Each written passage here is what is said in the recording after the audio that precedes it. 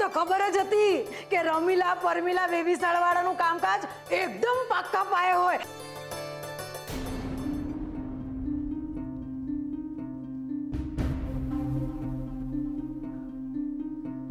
સેજલ, સુશાંતે તારા માટે હા પાડી દીધી છે. સાંભળ્યું ને તે?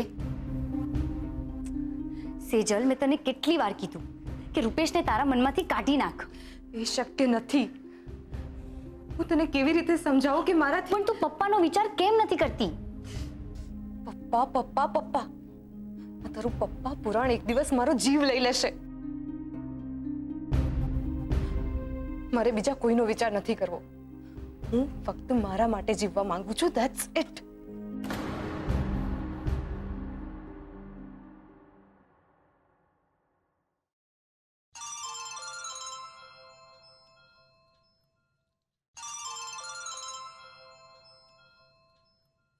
કહી દે ને કે પ્લીઝ આજ પછી અહીંયા ક્યારેય ફોન ન કરે. હું એને આ બધું નહીં કહી શકું અને તને સમજાવું ને એટલે પથ્થર પર પાણી રેડવા જેવું છે.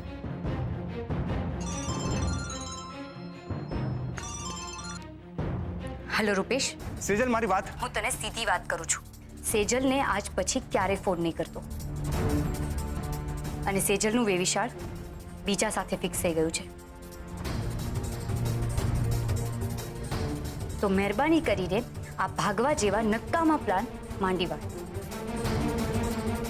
ને સેજલને ભૂલી જા પ્લીઝ.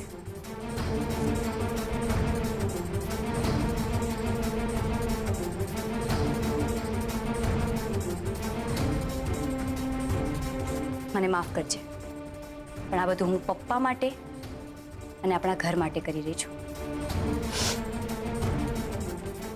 ને આગળ પણ કરીશ.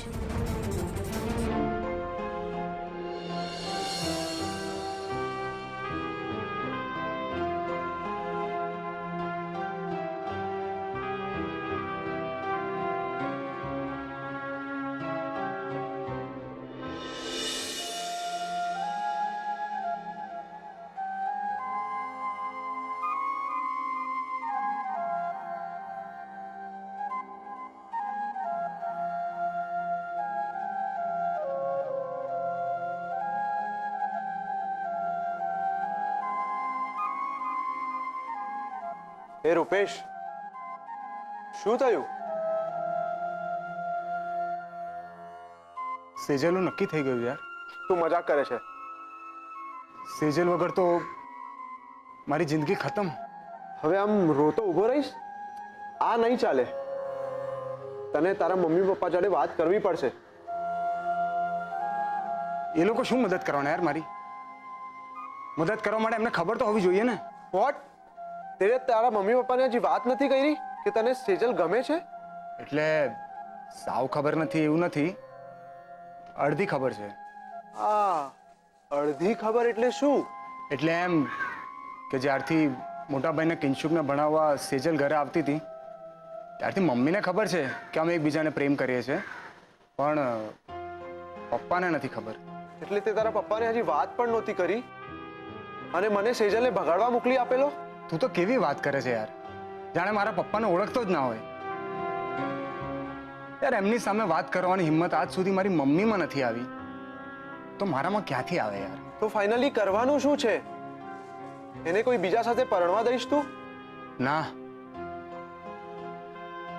એવું કશું જ નહીં થાય. આખી બાજી પલટતા મને આવડે છે. હુકુમનું પત્તું હજી મારા હાથમાં જ છે. તો સમજતી કેમ નથી? તું નથી સમજી રહી. સેજલ,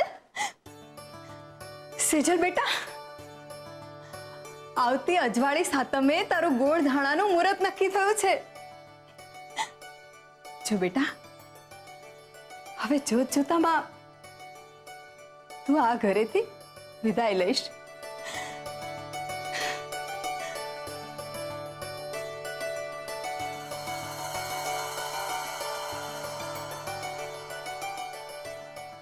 હેલો રૂપેશ, તારી વાત એકદમ સાચી છે.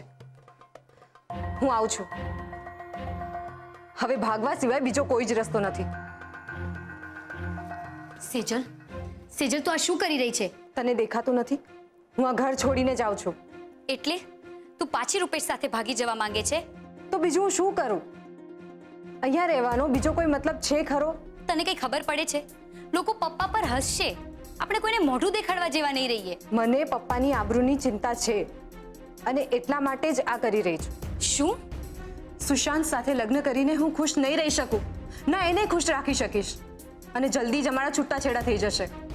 ત્યારે પપ્પા ઉપર શું વીતશે એનો વિચાર કર્યો છે તે?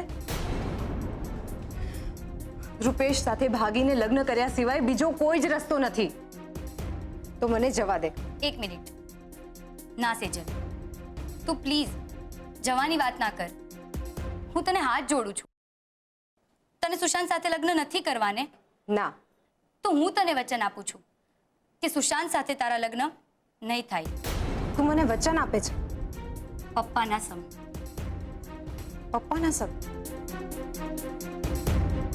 આપું છું વચન.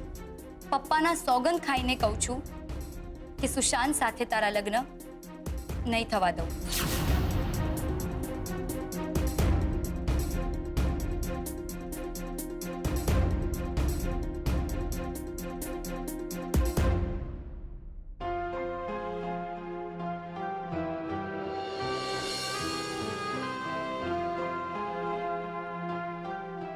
હેલો રૂપેશ, તું મને મળવા આવી શકે? થેન્ક્સ.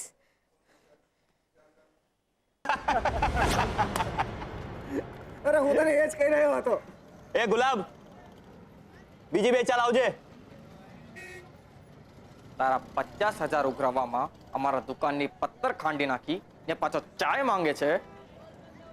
એ રાહુલ, આ તું બી બૈરાઓની જેમ ચા પીવડાવ્યા કરીશ. કઈ દીવ દબાણનો સેટિંગ કર ને. બે કેટલા દિવસ થયા ફરવા જ નથી ગયા યાર. યા થોડી રાહ જો ને. આ વખતે બહુ મોટો હાથ મારવાનો છું. પછી દીવ દમણ શું, બેંકોક લઈ જઈશ.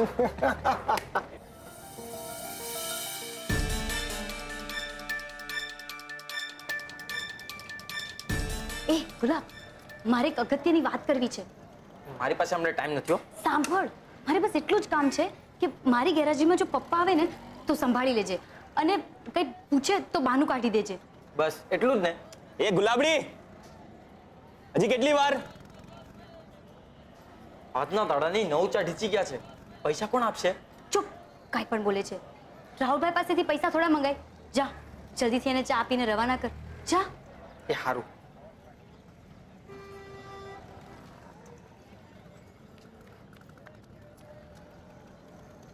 બોલો સાહેબ, શું સેવા કરું? શું સેવા કરીશ? જગ્યા જ નથી બેસવાની ક્યાંય તારી પાસે તો. અરે સાહેબ, હું જગ્યા કરી આપું છું ને, તમે બેસો ને. અરે ભાઈ, એટલી રાહ જોવાનો ટાઈમ કોની પાસે છે અહીંયા? અરે સાહેબ સાંભળો. હવે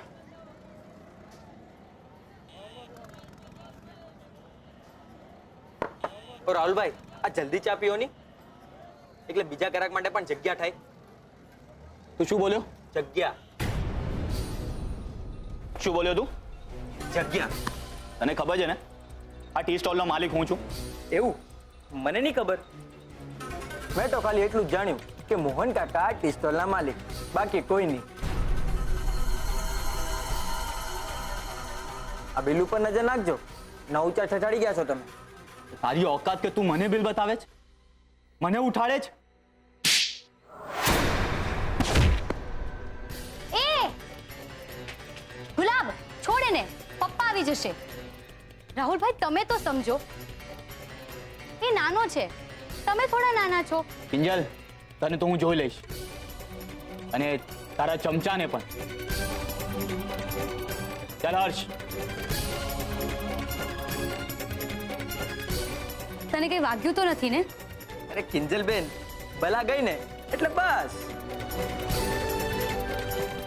એટલે ટાઢા પાણીએ ખસ ગઈ. હવે બસ પપ્પા આવે એ પેલા રૂપેશને મળી આવું.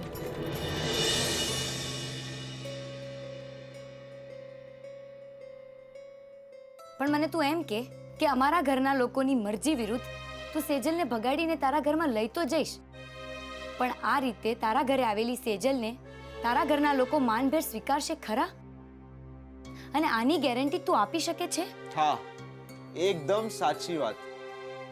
અરેન્જ મેરેજમાં પણ કોઈ ગેરંટી આપી શકે છે? જો તું હંમેશા મારી સાથે આવું કરે છે. અરે પણ તું મારી વાત તો સાંભળ હવે. જો તું મને ખોટા ખોટા સવાલ નહીં કર. પણ મારી વાત તો સાંભળ. તું મારી વાત અરે સાંભળ. તું મારી વાત તારે સાંભળ. always આવું અરે છે. એક મિનિટ, તમે લોકો ઝઘડવાનું બંધ કરો અને મારા પ્રોબ્લેમનું શું એ તો વિચાર કરો કંઈક. એમ જ કે રૂપેશ અને સેજલના લગ્ન અરેન્જ મેરેજની જેમ બધાની રાજી ખુશીથી થાય તો? પણ એ તો ક્યાંથી શક્ય છે? સેજલનું વેવિશાળ નક્કી થઈ ગયું છે. રૂપેશ અને અમારી જ્ઞાતિ અલગ છે, તો પછી બધું રાજી ખુશીથી. પણ એમ છતાંય લગ્ન ધામધૂમથી થાય તો? મને છે ને તારો આ ફ્રેન્ડ હંમેશા વાયડો લાગ્યો છે. ક્યારેય કોઈ વાત સીધી રીતે કરતો જ નથી. એને કે ગોળ ગોળ બોલવાનું બંધ કરે. અરે મને પણ નથી સમજાતું કે તું શું કહેવા માંગે છે. બસ એ જ કે રૂપેશના ઘરેથી સેજલ માટે બધા રીતિ રિવાજો પ્રમાણે માગવું જાય અને પછી બંને પક્ષે વડીલોની સહેમતીથી વેવિશાળ થાય અને પછી રમીલા પ્રમીલા જ આ બધું કામ કરી દેશે. પણ રમીલા પ્રમીલાએ જ તો સુશાંત અને સેજલનું વેવિશાળ ગોઠવી આપ્યું છે. હા, આમ જે રીતે ગોઠવી આપ્યું છે ને એ રીતે તોડી પણ શકે.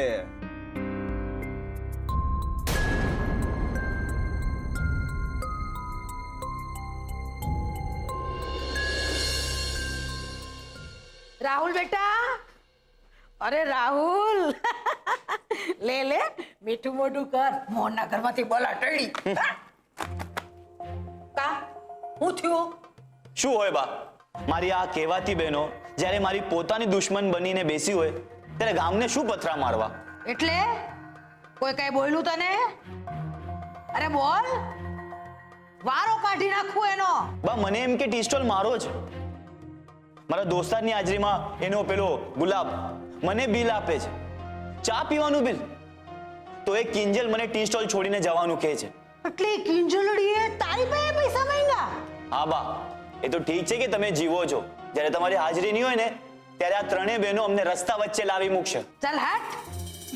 અરે આ ભવાની જીવે છે ને ત્યાં લગન કોઈના બાપમાં હિંમત નથી કે મારી મરજી વિરુદ્ધ મારી સામે ઊભા રહે.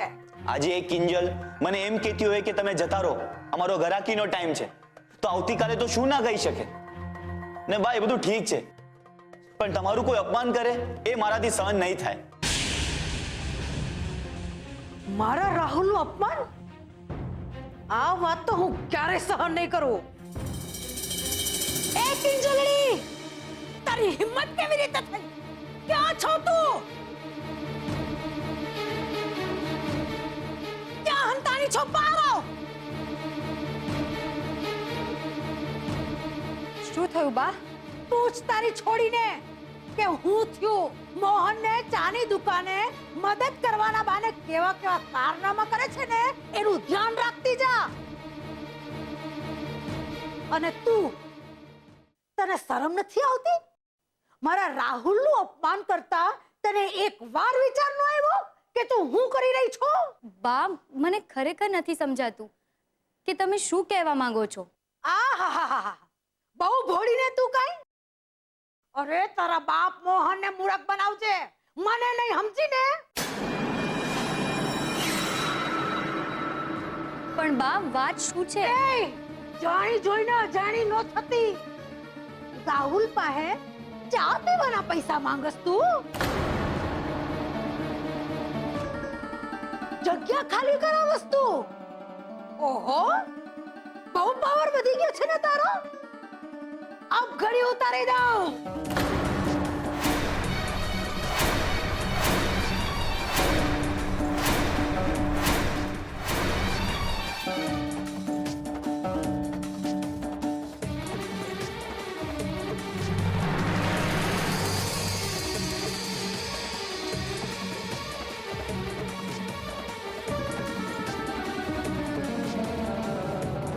મારી દીકરી ઉપર હાથ ઉપાડવાનો નહીં.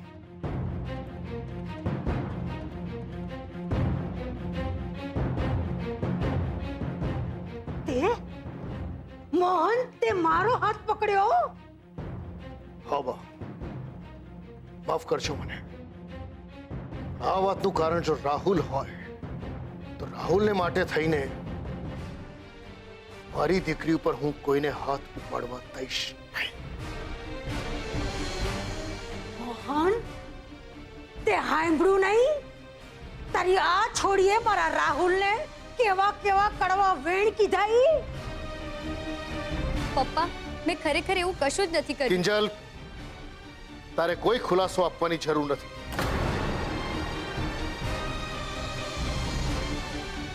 મને મારી દીકરીઓ પર આંખ મીચીને પણ ભરોસો છે.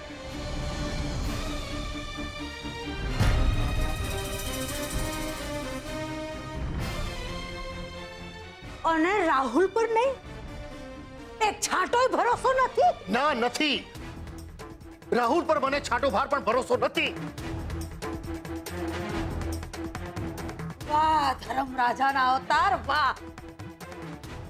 સાચું ખોટું જાણ્યા વગર ન્યાય તોડવા બેહી ગયો. ને બા, તમે પણ સાચું ખોટું જાણ્યા વગર કિંજલને મારવા દોડી આવ્યા. પણ મને પૂરેપૂરી ખાતરી છે કે આખી વાતમાં વાંક હશે ને તો રાહુલનો, કિંજલનો નહીં.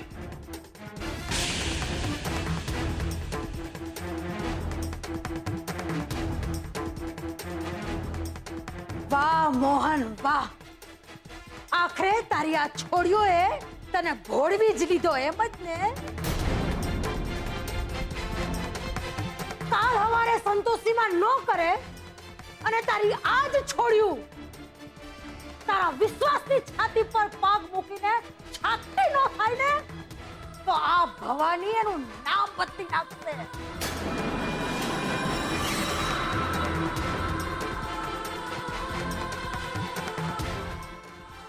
રોવાના દાડા, રોવાના, યાદ રાખજે મોહન.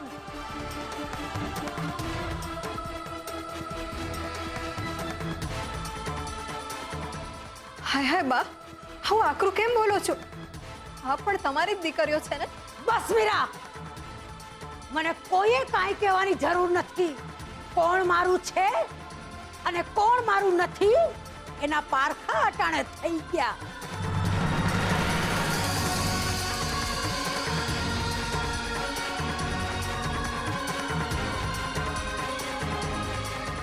અને કિંજલડી, અત્યારે તો અહીંથી જતી રહું છું, પણ બીજી વખત જો મારા રાહુલને તે કાંઈ પણ કીધું છે ને, તો મારા જેવી ભૂંડી કોઈ નથી.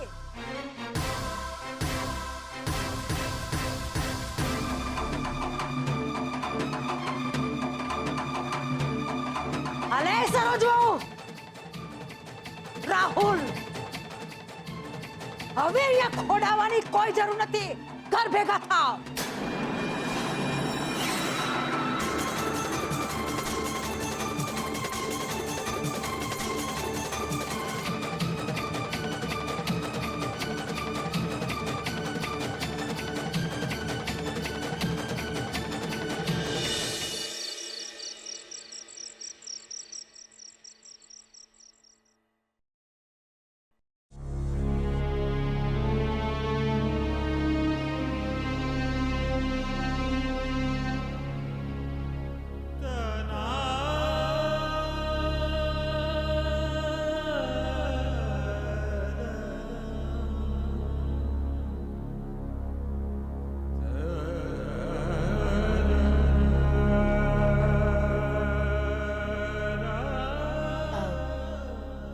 કહું છું, આજે તો તમે કમાલ કરી નાખી.